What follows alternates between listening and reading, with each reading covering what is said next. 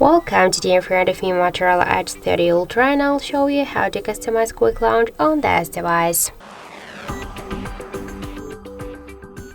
So now by double press the power key button,